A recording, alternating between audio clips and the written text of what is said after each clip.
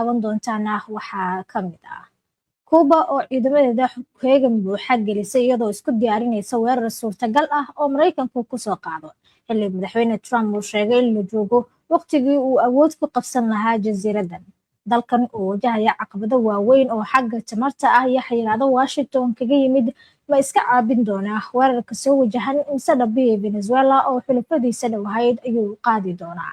Faahfaahin ku saabsan arrimahan ayaan barnaamijkeedin kuga haynaa. Sidoo kale barnaamijka waxaan ku soo qaadanaynaa filashada guul lagu helo si ayar ah oo hadda isku bedeshay guul darro wadna qabad ku ah iyo jahawareer uu dareemayo Trump sida caqabadan xeelad la'aantu ay qaybta ka tahay uga baxsan doonta Washington. Trump se ma joojin doonaa dagaalka isagoo gaarin yoolalkii uu ka filayay weerarka Iran oo awood aan la filayn soo bandhigtay goobta dagaalka. Waxaan idiin soo gudbin doonaa jahawareerkan oo qarka u saaraya Washington inay tanaasul samayso oo iyadu ay isdhiibto. Barnaamijka waxaan kaloo ku eegaynaa caawa maxaa ka dhici doona dunida haddii askar maandooriye isticmaashay ay gantaal nuclear ah kusoo fasaxaan dhulka. Waa maxay cabsida arrintan ay ku dhalisay wadamada caalamka halkayse ka suurtooda hayse tahay fadeexada cusub ee ciidamada boqortooyada Ingiriisku ay wajahayaan wanaagsan aynu ambaqaadnay barnaamijkeena caawa. Latin America ama qaaradda America ayaa waxaa laga filayaa in xiisad kale ay mar kale ka bilaabato. Kuuba ayaa ciidamadeeda waxay gelisay heegan iyadoo isku diyaarinaysa duulaan Mareykanka uu ku soo qaado xilli madaxweyne Trump uu mar kale ku celiyay in la joogo xilligii uu awood ku qabsan lahaa jasiiradan inkastoo hore xayiraado adag oo dhinaca tamarta ah uu saaray. Wasiir ku-xigeenka arrimaha dibadda ee Kuuba Carlos Fernandez de Casio ayaa xaqiijiyay in dalkiisa uu sameynayo diyaargarow ka hortag u ah weerar suurtagal ah oo Mareykanka uu ku soo qaado. De Casio ayaa u sheegay warbaahinta NBC in ciidanka uu had iyo jeer diyaar u yahay heegan buuxana uu ku jiro. Waxaana hadaladiisii ka mid ahaa maalmihii ugu dambeeyay waxa uu xitaa ciidankeena isku diyaarinayaa suurtagalnimada wax kasta oo weerar militari ah. Laakiin runtii waxaan rajaynayaa intaasi aysan dhicin. Fernandez ayaa intaasi ku daray in Kuuba wax khilaaf ah aysan la lahayn Mareykanka waxaana ay xaq u leedahay inay difaacaan laakiin waxa uu yiri diyaar ayaan nahay miiska wadaxaajoodka inaan fariisano. Waraysigan ayaa la baahiyay xilli mas'uuliyiinta Kuuba ay ku mashquulsanaayeen sidii korontada dib loogu soo celin lahaa jasiiradda kadib markii labaad oo ay halkaasi ka dhacday baajis guud oo ama koronto la'aan baahsan toddobaad gudihiis iyadoo shabakada korontaduna ay la kulmayso caqabado waaweyn iyo xayiraada saliidda oo Mareykanku uu saaray jasiiradan. Sida lagu sheegay warbixin ka timid ururka korontada qaranka iyo wasaaradda tamarta iyo macdanta. Korontada waxaa dib loogu soo celiyay ku dhawaad 72,000 oo macaamiil oo ku sugnaa caasimadda qaybna ay ka yihiin 5 isbitaal saqi dhexe ee xalay laakiin tiradan waxaa qayb ka yar oo ka mid ah guud ahaan dadweynaha caasimadda Havana ku nool kuwaasi oo gaaraya ku dhawaad 2 milyan oo. Kuuba hadda waxay wajahaysaa hakad tamareed oo aan horey loo arag. Shabakada korontaduna si weyn ayay u daabacday sanadihii ugu dambeeyay laakiin dowladda ayaa sidoo kale ku eedeysay in dhibaatadan ay horseeday xayiraadaha tamarta ee Mareykanku dalkani saaray. Gudoominta korontadu way sii xumaatay tan iyo markii Nicolas Maduro oo ahaa madaxweynihii hore ee Venezuela ahaana saaxiibka ugu weyn ee gobolka iyo sahayda saliidda ee Kuuba lagu qafaashay weerar militari oo Mareykanku uu fuliyay bishii Janaayo ee sanadkan. waxaana korontada dib loogu soo celiyay hadda qaar ka mid ah xaafadaha caasimadda Havana halka qaar kalena ilaa maanta koronto la'aan ay ku jireen maalin kadib markii wasaaradda tamarta ay ku dhawaaqday baajis guud oo shabakada korontada qaranka ku yimid ama ay ku sameysay dad gaaraya 10 milyan oo ruux.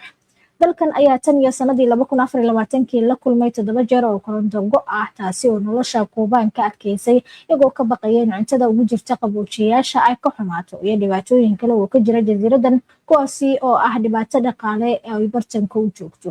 madaxweynaha Kuuba Miguel Diaz-Canel ayaa sheegay in jasiiradan aysan saliid ka helin alaab qaybiyaasha dibadda muddo 3 bilood ah. Kuubana waxa ay soo saartaa kaliya ku dhawaad 40% shidaalka ay u baahan tahay si dhaqaalaha iyo nolosha dadka loo sii wado.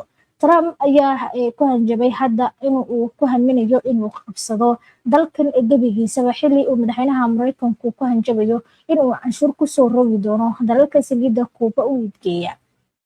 muddo bilooyin ah Trump waxa uu sheegayaa in dowladda Kuuba ay ku dhowdahay inay burburto kadib markii shabakadda korontada ee dalkaasi ay burburtay ama si weyn ay shaqada u joojisay. Trump waxa uu wariyaasha u sheegay markan inuu aaminsan yahay inuu dhowaan yeelan doono sharaftii uu Kuuba ku qabsan lahaa. Wax saliid ah ilaa 9 Janaayo lama keenin jasiiradan, taasi oo si xun u saameysay qaybta tamarta, islamarkaana diyaaradaha lagu qasbay inay yareeyaan duulimaadyada jasiiradan ay ku tagaan, taasi oo dhaawac weyn kusoo gaarsiisay waaxda dalxiiska ee muhiimka u ahayd dalkan. waa tahay markan aynu u tallaabno sheekada xigta ee barnaamijka. bal ka waran sidee u ekaan lahaayeen waxaa dunida ka dhici kara haddii gantaal nuclear ah uu si qaldan uga soo baxsado gacanta uu ku jiro askar isticmaalay noocyo kala duwan oo wax ammaanka dooriye ah ama daroogada maandooriska loo isticmaalo, iyadoo aysan jirin sabab ama khatar halis ah oo keeni karta ridista hubkan aafada ku ah dunida.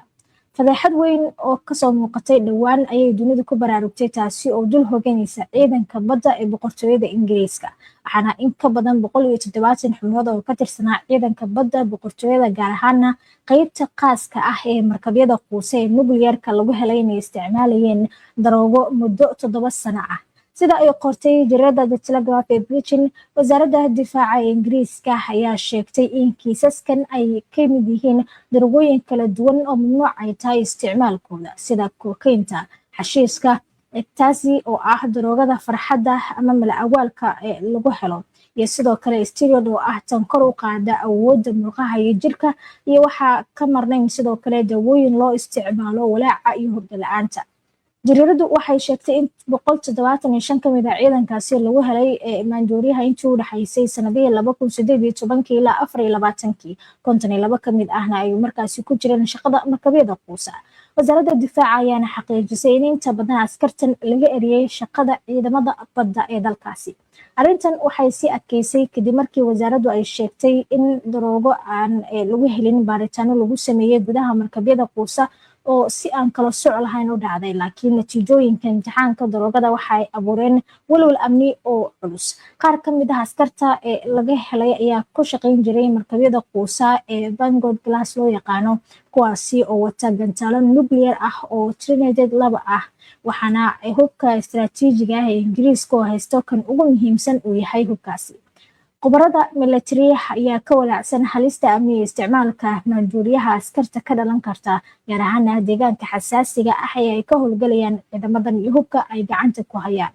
afhayeenka ciidamada badda ayaana sheegay in wasaaraddu ay leedahay siyaasadda ah mamnuucida isticmaalka nooc kasta oo maandooriye ah. qofkii ku xadgudba ama isticmaalana uu la kulmi doono cawaaqib adag oo ay ka mid tahay keeryada degdega ah ee shaqada qaranka. waa hagaag daawadayaal, waxay noo soo socota warbixin ku saabsan filashada guul si aayar ah ama si dhib la'aan lagu gaaro oo hadda isku bedeshay guuldarro wadna qabad iyo sidoo kale jahwareer ku ah Trump oo si weyn u dareemayo uu kala kulmay dagaalka Iran uu ku qaaday isaga oo garabsanaya Israel. xaalad adag oo jahwareer ah, iyadoo caqabado adag si lama filaan ah uga hor imaanayaan gaarista yoolalkii ay ka lahayd dagaalka Iran lagu qaaday Sabtidii maalinimada ahayd ee 28 bishii Febraayo ee Nowadaarate. waxaana madaxweynaha Mareykanka Donald Trump kasoo yeeray hadallo iskhilaafsan oo ku saabsan dagaalka Iran.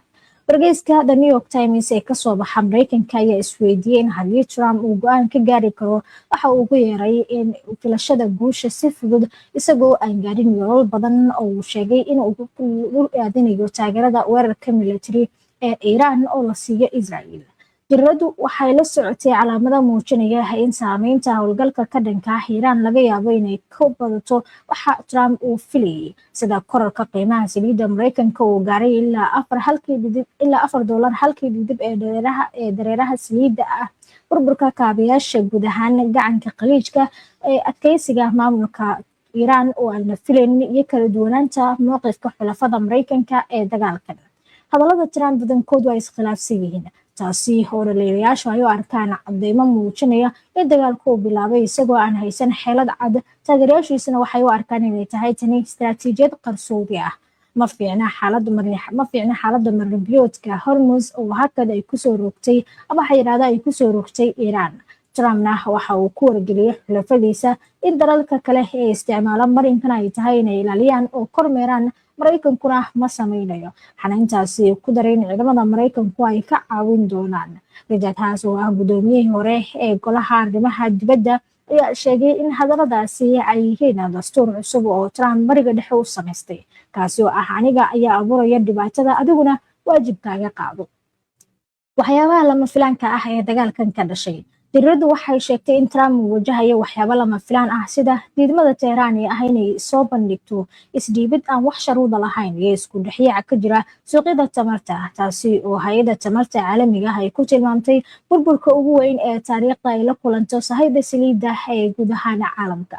xaaladaasi lama filaanka ah awadeed, maamulka ayaa u ogolaaday maraakiibta saliidda Ruushka iyo kuwa Iiraan ee badda ku jira inay gaaraan taasi oo New York Times ay ku sheegtay inay u adeegtay danaha Moscow iyo Tehran. Iiraan waxa ay ka warqabtaa jahwareerka adag ee ka jira suuqyada tamarta inuu yahay hubka ugu weyn ee ay haystaan oo ay ku cadaadin karaan dunida, taasi oo sababtay in Tehran ay digniin ku bixiso Sabtidii toddobaadkan in ay weerari doonto ama beegsan doonto goobo kale oo hor leh oo ka baxsan goobaha hadda ay dagaalka ku beegsatay. fursadaha ayaa intaasi ku daray in 3 toddobaad gudahood oo aan wax natiijo ah lagu gaarin toddobaadkii afraadna lagu jiro, Trumpna uu galay dagaalkan Iiraan isagoo hore u dhadhansaday guulo la sheegay inuu si aayira ku helay. Tusaale ahaan, dhacdadii Juun 2025 ee weeraradii cirka ee 3 goobood ee nukliyeerka Iiraan iyo soo qafaalashadii madaxweynaha Venezuela Nicolas Maduro. kuwani ayaa loo badinayaa inay Trump ku qanciyeen in ciidankiisu awood buuxda ay leeyihiin in Iiraan ay burburin karaan. laakiin waxa uu u muuqdaa inuu qiyaasahaasi ku degdegay isagoo hadda arkay xaqiiqo ka duwan filashadiisii.